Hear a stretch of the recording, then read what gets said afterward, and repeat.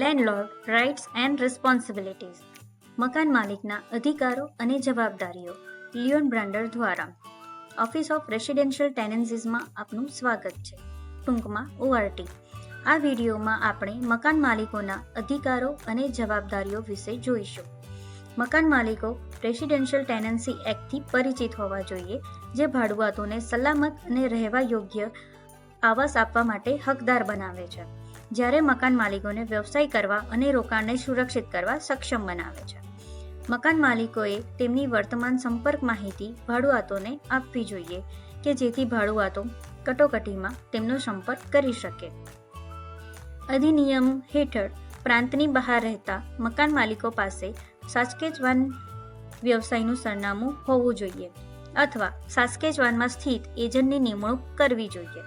બિન નિવાસી મકાન માલિક પાવર ઓફ અટર્ની ફોર્મ ભરીને એજન્ટની નિમણૂક કરી શકે છે, જે અમારી વેબસાઇટ પર મળી શકે છે.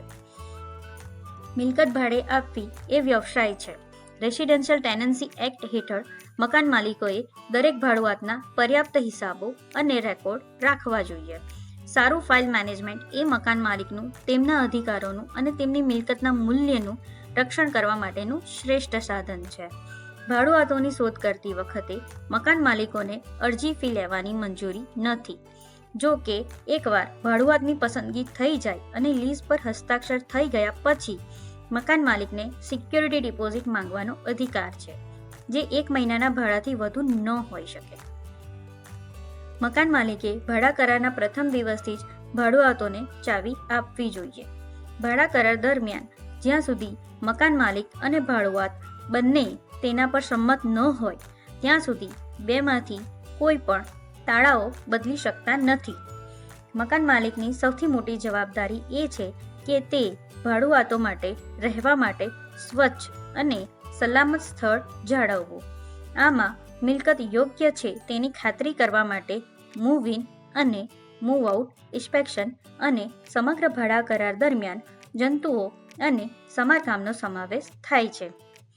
ભાડા કરારના અંતે મકાન માલિકની સિક્યોરિટી ડિપોઝિટ પરત કરવાની જવાબદારી હોય છે. પરંતુ જો તેમણે ભાડુઆતને યોગ્ય રીતે સૂચિત કર્યા હોય તો નુકસાનને આવરી લેવા માટે તેમાંથી અમુક અથવા તમામ રકમ રાખવાનો અધિકાર પણ હોય છે. તમે ભાડુઆત હો કે મકાન માલિક, રેસિડેન્શિયલ ટેનન્સીના એક્ટના કાયદાઓથી પરિચિત બનો.